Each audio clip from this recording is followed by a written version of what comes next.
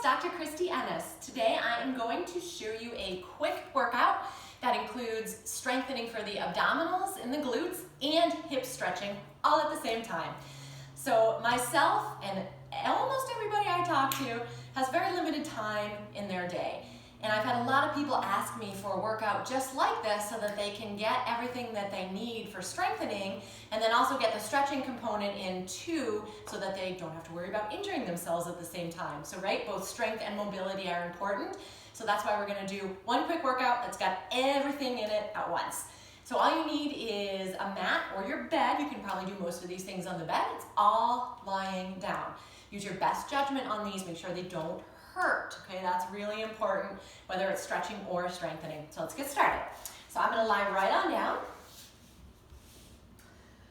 Get that neutral position in through the spine first, right? That comfortable position, belly button is gently pulled in. And then I'm gonna take this leg, cross it right over, and that should feel good right away. Make sure that you are opening up that knee as much as you can, but don't cause pain, okay? From here, I'm gonna again make sure that pelvis position is the way I want it. Squeeze into those glute muscles, press those arms gently down into the ground, and then it's a gentle lift up. So that right leg is actually doing the work, the right butt. The left leg is getting the stretch. So starting out with about 10 repetitions or so from here. So this is 6, 7, 8, 9, and 10, and then staying in this position, as long as it feels okay, you're gonna bring those hands in between that left leg and that right, and getting a little bit more of a deeper stretch. Now we're into the hip into the butt. Holding this for a couple of breaths, so nice and easy, and then again, bringing those hands back down to your sides. You can keep the leg bent if you've got some tightness in through the front of that right hip, or you can straighten out that right leg for this next exercise. So again, keeping that position in the spine neutral, you're gonna lower those legs down. Notice I'm only lowering as far as I can without arching into that spine. That's gonna be different for everybody. And if you really start to feel this in the front of the hip, then you go ahead and bend that right knee. And again, same idea. Notice too, I'm keeping my abs pulled in. I'm not pooching like we call it, or pushing those abdominal muscles out, okay? So there's 6, a terrible counter, so I may have miscounted there. 7, 8, 9, and 10. Notice I'm also still breathing. You should be too. So now you're gonna bring that right foot all the way down to the ground, crossing that left leg all the way over, dropping those knees over to the right. Again, don't force them down, just let them come down comfortably.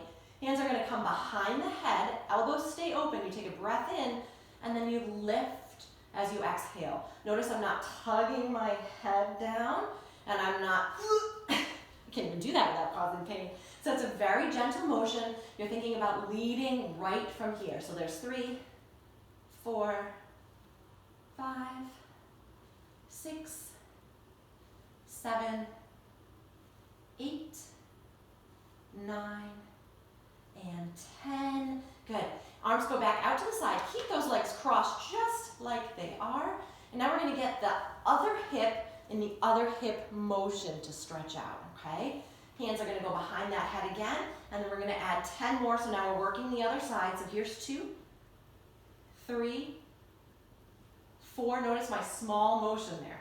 5, 6, 7, 8, 9, and 10. And then I'm gonna come back to the middle. I'm gonna get all of these, of course, on the other side, right? It's important to do both sides.